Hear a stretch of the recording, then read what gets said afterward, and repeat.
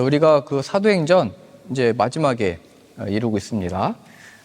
오늘 그 본문에서는 이제 바울이 유대인들을 초대해가지고 자신이 로마에서 거하고 있던 집에 또 많은 유대인들이 찾아왔습니다. 그때 예수 그리스도에 대해서 그가 바로 그리스도이시고 이 모세가 말했던 또 선지자들이 말했던 우리가 기다리고 기다렸던 그 메시아가 바로 이 예수 그리스도이시다. 그가 죽음에서 또 부활하셨다. 이 얘기를 하자 이제 이 유대인들이 서로 그 생각과 의견들이 달라져서 본문의 표현을 좀 더 자세하게 풀면 서로 또 다투게 된 겁니다. 어디든지 바울이 어느 지역에 가든지 유대인들에게 복음을 전했을 때 또 일어났던 일들이죠. 우리는 이런 장면들을 만약에 우리들이 보게 됐을 때 우리가 친척들에게 복음을 전하거나 친구들에게 예수님에 대해서 우리가 고백을 했을 때 이 사람들이 친구로 하나였는데 어떤 사람은 맞다고 그러고 어떤 사람은 그게 틀리다고 그러고 나는 생각이 다르다고 그러면은 이게 지금 조직이 깨지고 있는 거잖아요. 공동체에 균열이 가고 있는 거잖아요. 그러니까 복음 전하는 사람들에게는 늘 이런 어떤 부담감이 있습니다. 그래서 이 결과에 대한 부담감은 이제 하나님께 맡기면 된다. 이걸 우리가 지난 주중 예배 때 함께 살펴봤는데요. 그럼 어떻게 이 바울이 이걸 또 맡길 수 있었냐라고 했을 때 이런 상황에 대하여 이사야 선지자가 말했던 그 말을 인용하여 말을 하고 있죠. 과거에 이사야가 한 말을 통해서 지금 일어나고 있는 이 상황에 대하여 그들에게 말하고 바울 자신도 이 상황에 대한 이해를 말씀을 통해서 얻고 있는 겁니다.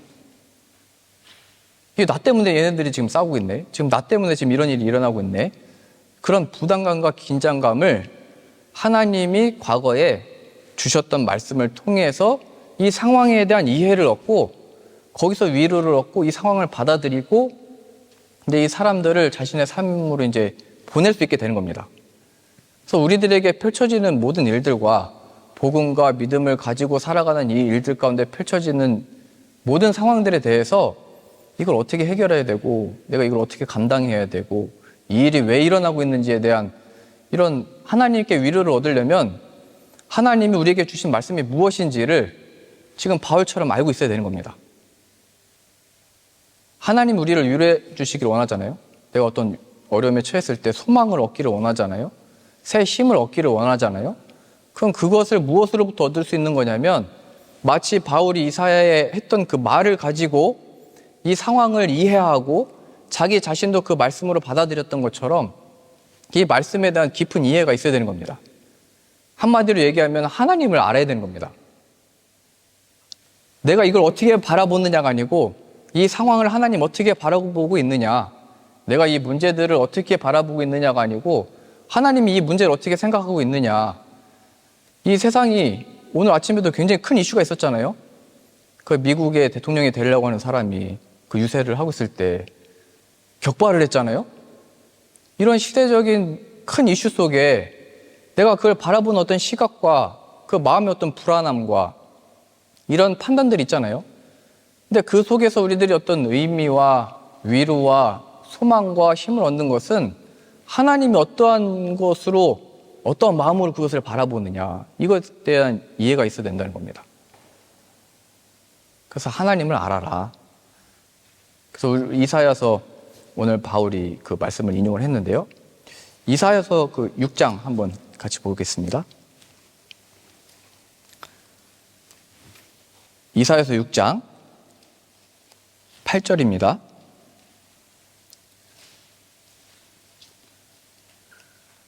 지금 바울이 복음 전하는 일로 유대인들이 서로 싸우고 막 갈라지고 이러고 있을 때 이사야가 했던 이 표현을 가져다 쓰는데요. 어떠한 상황 속에서 이사야가 이런 말씀을 듣게 됐었는지 살펴보겠습니다. 이사야서 6장 8절입니다. 내가 또 주의 목소리를 들으니 주께서 이르시되 내가 누구를 보내며 누가 우리를 위하여 갈고 하시니 그때 내가 이르되 내가 여기 있사오니 나를 보내소서 하였더니 굉장히 유명하고 잘 아는 구절입니다. 9절입니다.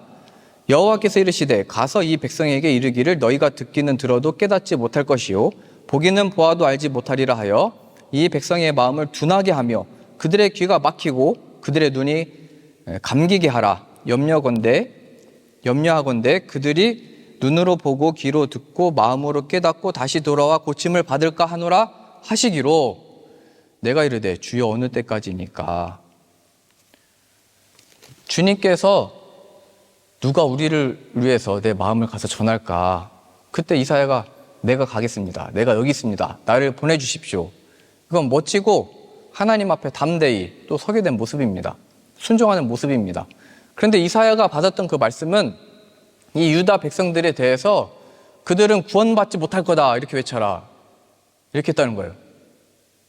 이해가 안 되잖아요. 이사야는 지금 이 유다 백성들이 회개하고 하나님께 돌아와서 저 북이스라엘이 지금 아수르한테 망했는데 우리들도 곧 그 이방 나라를 통해서 이 침략을 받고 포로로 끌려가게 생겼습니다. 그러니 이 백성이 회개하고 평안하기 위하여 나를 사용해 주옵소서. 내가 여기 있으니까 나를 보내셔서 우리 백성들이 고침을 받게 나를 사용해 주십시오 하고 내가 여기 있습니다 했는데 하나님이 이사야에게 주신 말씀은 너희들은 구원을 받지 못할 거다. 너희는 귀가 막혔고 너희의 마음이 딱딱하고 고침을 받지 못할 거다. 이렇게 말씀하셨다는 거예요. 그래서 이사야 선지자가 깜짝 놀래가지고 내가 이걸 어느 때까지 이렇게 해야 됩니까? 얘기했던 겁니다. 그러니까 지금 이 어떤 펼쳐진 상황들에 대해서 우리의 생각에는 이 사람들이 회개하고 돌이키고 주님께 돌아와야 되는데 하나님은 왜 이렇게 말씀하시는 걸까? 하나님에 대한 어떤 이 마음이 무엇인지를 알아야 된다는 것을 보여주는 겁니다. 그래서 하나님이 뒤에 9절에 어느 때까지 이거를 하라고 하냐면 이 유다가 폭삭 망할 때까지, 그들이 다 포로로 끌려갈 때까지. 그래도 이 나무가 잘려서 그 남은 걸 그루터기라고 하잖아요. 그 남은 거, 그 뿌리들, 그 거룩한 씨가 남을 거라고 합니다. 그게 뭐냐면 예수 그리스도가 그렇게 남아 있어서 유다 백성들은 다 멸망하고 성전이 다 무너지고 다 포로로 끌려갔지만 그곳에서 내가 이루는 거룩한 씨, 예수 그리스도를 통한 구원을 내가 나타내겠다. 그러니까 지금 이 장면은 이사야 말씀을 통해서만 볼 때는 굉장히 이해하기 어려운 구절이지만 신약의 말씀을 통해서 볼 때 이 유다 백성들은 스스로 구원받을 수 있는 상태가 아니다. 그들은 눈과 귀가 닫혀있다. 마음이 나를 향해서 다 닫혀있다. 그들은 포로로 끌려갈 것이고 그들의 힘과 그들의 지혜와 그들의 능력이 아닌 내 힘으로 할 거다. 거룩한 씨, 예수 그리스도. 그것이 그루터기가 되어 다시 나무가 자라고 열매를 맺고 나의 백성을 구원할 것이다. 그러니까 이사야 선지자가 가서 이걸 말하기에는 야, 멸망이 우리에게 임했고 이 예언의 말씀을 주셨다. 너희들은 도저히 고침을 못 받는다고 그런다. 굉장히 전하기 어려운 말씀이지만 신약식으로 말하면 예수 그리스도를 통하여 너희들은 못하지만 하나님이 구원을 이루시고 말 것이다. 이렇게 요약할 수 있는 겁니다. 그래서 지금 바울이 이 이사야를 통해서 했던 이 말, 하나님께 받았던 이 말씀을 인용하여 말하고 있는 것은 유대인들에게 복음을 전해보니까 계속 완악해지고 박해하고 이 바울 오히려 죽이려고 했잖아요. 그 속에서 너희들의 구원이 내가 이룰 수 있는 것도 아니고 너희들이 이뤄낼 수 있는 것도 아니고 예수 그리스도 안에서 하나님이 이루실 것이다. 그래서 이 복음 전한 결과와 책임에 대해서 그 모든 짐과 부담감과 긴장감을 하나님께 맡겨버릴 수 있게 된 겁니다. 그래서 누군가가 어떤 상황과 처지와 어떤 결과들에 대해서 너무 내가 그걸 다 책임질 생각을 하면 안 되는 겁니다. 하나님이 그 말씀대로 하나님이 하시게끔 맡겨버려야 되는 겁니다. 자녀들에 대해서도 그렇고 우리들의 친구들에 대해서도 그렇고 나에게 주어진 문제들에 있어서도 내가 짊어져야 될 어떤 짐들이 있고 책임이 있지만 내가 질 것과 하나님이 지셔야 될 것을 잘 구분해야 됩니다. 그건 뭐냐면 예수 그리스도를 통하여 이루신 하나님의 구원에 맡길 줄 아는 것, 그것이 필요하다는 겁니다. 그러니까 지금 바울은 이 유대인들에게 복음을 전하면서 너희들은 뭐 끝났다, 너희는 뭐 구원을 못 받는다 이런 차원이기보다 너희들의 이 일들을 통해서 너의 이 지혜 없음을 통해서 돌이켜야 된다 이걸 말하고 있는 겁니다. 구약의 모든 선지자들이 회개하라고 외쳤던 것은 이 나쁜 놈들아, 하나님을 떠난 자들아, 이 죄인들아, 이렇게 강하게 외쳤던 이유는 세례요한도 그랬잖아요. 이 독사의 자식들아, 독이 너희 안에 가득하고 너희가 마귀의 자식들이다. 예수님도 그렇게 말씀하셨습니다. 그렇게 말했던 이유는 너희들은 멸망받아야 된다를 말한 게 아니고 회개하라라고 하는 것의 외침이었습니다. 그렇게 말을 해도 못 알아듣는 백성들에 대한 어떤 모습이었습니다. 이 백성은 아무리 선지자를 보내고 아무리 그의 아들 예수 그리스도를 보내도 그 예수 그리스도를 잡아다가 죽인 자들이다. 그걸 보여주고 있는 거예요. 이 죄인. 그러니 우리가 복음을 가졌다고 해서 내가 누굴 고칠 수 있다라고 하는 착각에 빠지면 안 됩니다. 복음을 전하되 그것을 이루시는 이는 하나님이라는 것을 우리도 알아야 되는 것이고 그 일들 앞에 우리도 겸손할 수밖에 없는 것이고 물론 우리가 담대하게 선지자들처럼 회개하라, 이 죄인아, 너 심판이 너를 위해서 있다 말할 수 있습니다. 그러나 그의 마음은 예수 그리스도 안에 이 사람들을 살려주십시오 하는 마음으로 가야 된다는 거예요. 하나님이 분명 이사야를 통해서 그들은 못 견딜 거다, 내 심판을 못 견디고 다 멸망할 거다 라고 했던 그 심정이 무엇인지를 알아야 되는 거예요.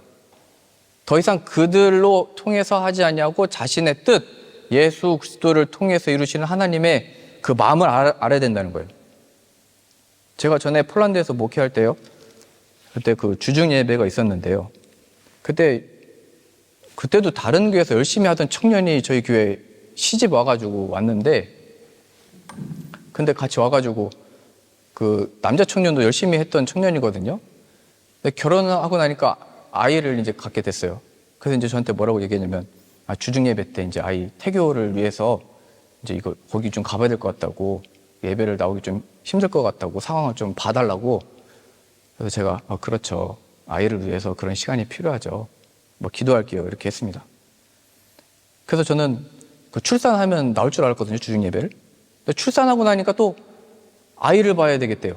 그 아이를 봐야 돼가지고 지금 아이만 좀 잘 키우면은 지금 여기 많은 집사님들은 아이를 이미 다 유치원도 보내고 학교 보내가지고 이렇게 나올 수 있는데 주중 예배 나오기 힘들 것 같다고.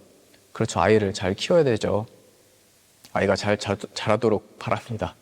그리고 나서 정말로 유치원을 이제 보낼 때가 또 됐어요. 몇 년이 지나서 유치원 보냈는데 그 다음에 또 헬스장을 끊더라고요. 그래가지고 이제 아이를 낳았으니까 몸을 다시 또 건강하게 해야 되겠죠. 제가 목회자로서 어떤 마음을 가졌겠습니까? 그러니까 하나님이 이 수천 년의 구약의 역사 속에서 얼마나 오래 참고 얼마나 하나님의 그 마음이 어땠을까요?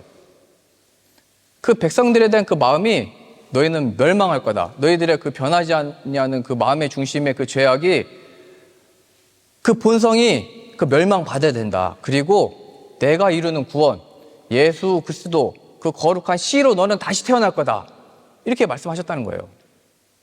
예수 그리스도 안에서 그 복음이 임하고 예수 그리스도 안에서 다시 태어나기를 구해야 된다는 거예요. 그게 목회자의 심정이고, 우리가 이제 소그룹 나눠서 하는 그 복 있는 사람들의 그 심정이거든요. 화평케 하는 자들의 이제 심정이 그걸 배우는 거거든요. 우리가 빨리 와라, 빨리 참여해라, 좋은 거다, 또 돌이켜라 뭐 이렇게 얘기할 때 항상 예수 그리스도의 은혜가 있어야 된다, 이 마음을 잃으면 안 된다는 거예요. 특별히 가까이 있는 남편과 아내를 볼 때, 자녀들을 볼 때, 우리 자녀들은 부모를 볼 때 항상 우리 부모가 다시 태어나게 해주십시오, 이렇게 기도해야 된다는 거예요.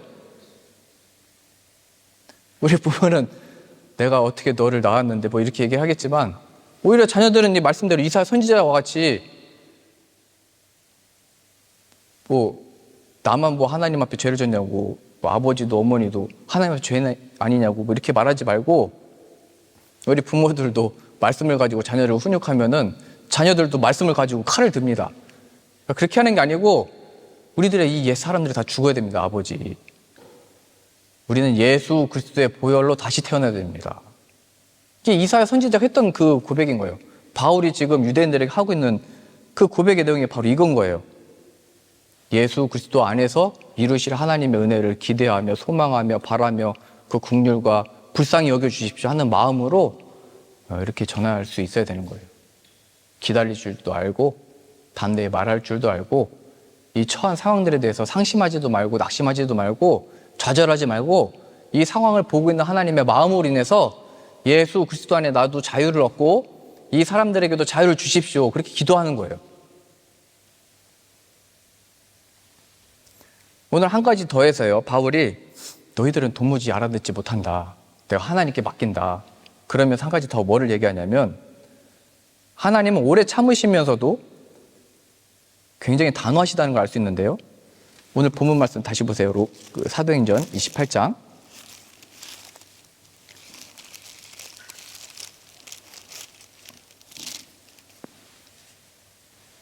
28절입니다. 그런즉 하나님의 이 구원이 이방인에게로 보내어진 줄 알라. 그들은 그것을 들으리라. 신약에서도 촛대를 옮겨버리겠다 이런 말씀이 있습니다. 굉장히 무서운 말씀인데요.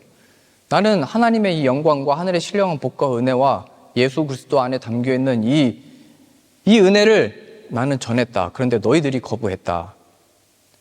그래서 하나님은 이것을 너희 유대인들이 아니고 이방인에게로 나를 보내셔서 그들이 이 복음과 구원을 받게 하실 것이다. 그러니까 이거는 이 유대인들이 안 받았으니까 저주해라, 떠나버려라 이런 말이 아니고 이 사람들로 하여금 이따 로마서에서 보시겠지만 이 복음을 놓치지 말고 붙들어라 라고 하는 마지막 강구입니다.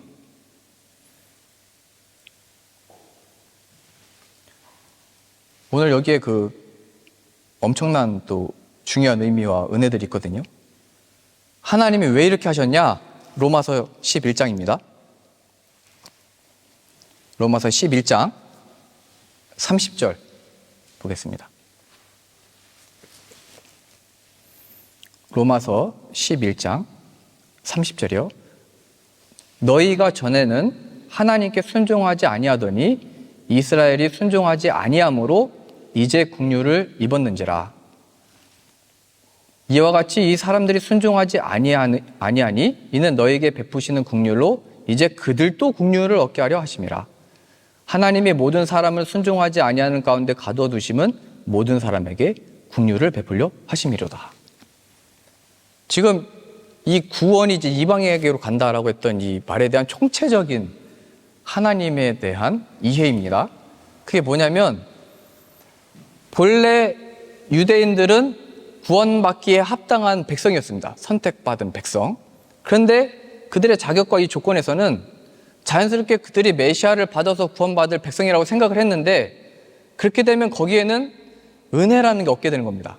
그냥 자연스러운 거고 타고난 거고 우리는 이렇게 본래 구원받는 백성이 맞아 이렇게 되는 건데 그들이 스스로 이 하나님의 은혜와 복들을 거부함으로 인해서 그 은혜가 이방인에게로 가게 된 것입니다.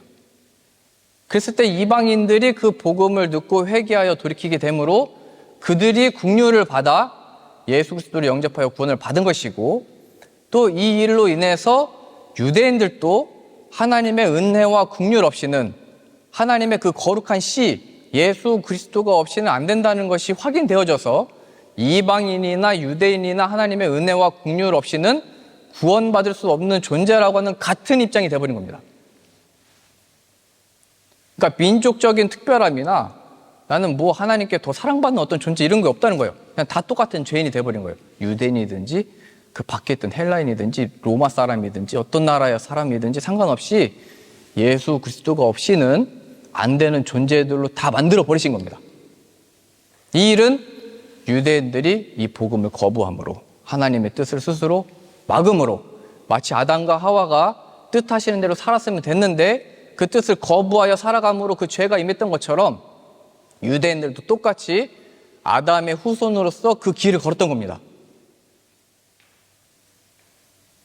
그래서 저 사람들이 도대체 왜 안 믿냐? 내가 이렇게 사랑을 섬기고 밥도 사주고 맨날 전화해서 힘들 때 도와주고 용돈도 주고 내가 섬기고 가르쳐주고 다 했는데 왜 돌이키질 않냐? 이 하나님의 마음에 볼 때는 얘야 성은아 그게 나의 긍휼에 속한 문제다. 나의 은혜에 속한 문제다. 나의 사랑에 속한 문제다. 그들의 잘된 걸로 그들의 힘든 걸로 너 마음 아파하고 기뻐하고 이런 거 그냥 마음 왔다 갔다 하지 말고 그들에게 정작 필요한 게 바로 내 은혜라는 것을 기억해라. 그래서 물론 선지자들의 마음이 유다가 망하고 북이스라엘이 망하고 유대인들이 심판받고 이거 괴로운 일이죠. 보는 것을. 자기 가족과 형제들이 이런 멸망받는 것을 보는 것을 좋아하는 사람이 어디 있겠어요. 그 속에 이 은혜와 긍휼을 구하는 마음으로 지금 이사야도 섰던 것이고 바울도 서 있는 것이고 우리들도 우리들의 가족과 이웃과 자녀와 부모를 바라보는 마음이 그래야 된다는 거예요. 예수 그리스도께 맡겨라. 예수 그리스도를 전해라. 그래서 우리들의 마땅한 태도가 뭐냐면 이게 우리의 적용점입니다. 로마서 11장 33절입니다. 깊도다 하나님의 지혜와 지식의 풍성함이요 그의 판단은 헤아리지 못할 것이며 그의 길은 찾지 못할 것이로다. 누가 주의 마음을 알았느냐? 누가 그의 모사가 되었느냐? 누가 주께 먼저 드려서 갚으심을 받겠느냐? 이는 만물이 주에게서 나오고 주로 말미암아 주에게로 돌아감이라. 그에게 영광이 세세에 있을지어다. 아멘. 바울이 지금 내가 복음을 그렇게 경험하고 체험하고 예수님도 만났는데 왜 내가 전한 복음을 안 받아들이지? 라고 고민에 빠진 게 아니고 이거 어떻게 해야 저 사람들이 도대체 믿냐 이렇게 좌절해버린 게 아니고 이게 하나님의 크신 지혜와 은혜 가운데 있는 거구나를 발견했기 때문에 어떤 결과물들에 대해서 자유를 얻게 된 겁니다. 나에게 주어진 이 상황을 어떻게 돌파할 것인가, 어떻게 깰 것인가, 어떻게 해결할 것인가에 대한 모든 질문들에 대해서 예수 그리스도를 통한 이 구원이 하나님이 주시는 그 진정한 복은 내가 만들 수 있는 게 아니고 내가 지금 당장 다 이해할 수 없는 하나님의 크신 지혜와 계획과 의도와 작정과 일하심 속에 있는 거구나로 인해서 하나님을 찬양하고 있는 겁니다. 우리는 쉽게 믿는 유대인들도 있고 지금 바울이 복음 전했을 때 믿지 않아서 박해하는 사람들이 생긴 거잖아요. 그럼 믿은 유대인들 보면서 막 기쁘고 찬양하고 이랬다가 또 우리의 복음과 이 신앙을 듣고 막 박해하고 그게 뭐냐고 비방하고 조롱하고 그게 무슨 힘이냐라고 하면 또 좌절하잖아요. 여기에서 이런 상태에서 벗어나는 것은 이 하나님을 알아야 된다는 거예요. 그것이 바울에게 자유가 된 것이고 비록 받아들이는 자들도 있고 그것을 듣고 박해하는 자들도 있었으나 계속 그 일을 할 수 있었던 이유는 이 하나님을 알았기 때문입니다. 그래서 그는 그걸 받아들이는 사람으로 인해서 기뻐하는 것을 그친 게 아니고 받아들이지 않는 사람으로 인해서 답답해하고 걱정하고 염려하고 막 그랬던 게 아니고 그 순간에 이렇게 찬양할 수 있었던 거예요. 깊도다 하나님의 지혜와 지식의 풍성함이요 그의 판단은 헤아리지 못할 것이며 그의 길은 찾지 못할 것이고 누가 주의 마음을 알았고 누가 그의 모사가 돼서 누가 하나님께 조언을 하겠느냐? 누가 주께 먼저 드려서 갚으심을 받겠느냐? 이는 만물이 주께서 나오고 주로 말미암고 주에게로 돌아감이라. 그에게 영광이 세세토록 있을지어다. 자신의 어떤 자랑과 자신의 어떤 훌륭함도 없는 거예요. 여기는 오직 하나님의 의와 하나님이 하시는 일과 하나님만을 높이고 찬양하고 있는 거예요. 어떤 상황에서요? 누가 진짜 기쁜 일을 믿게 됐든지 누가 이걸 듣고 거부하여 막 비방하여 조롱하든지 그 속에서 지금 찬양이 터져 나오고 있는 거예요. 바울은. 그러니까 우리의 신앙과 믿음이 우리가 많이 얘기하듯이 사람 보면서 신앙생활 하는 거 아니다 이런 얘기를 하잖아요. 그 깊은 뜻의 의미가 바로 이겁니다. 하나님을 알아야 그 자리를 계속 지키고 계속 이 사역을 하고 하나님을 섬기며 이 좁은 길 같으나 끝까지 갈 수 있는 것이다. 억지로도 아니고 뭐 의무로도 아니고 강제로도 아니고 구원 받기 위해서도 아니고 이미 받은 그 구원의 이 은혜와 사랑과 하나님의 크심과 높으심과 넓이와 깊이를 알았기 때문에 바울이 믿는 자들 때문에 거기 마음이 갔다가 안 믿는 자들 때문에 또 떨어졌다가 좌로나 우로나 치우치지 않냐고 계속 이 길을 갈 수 있었던 겁니다.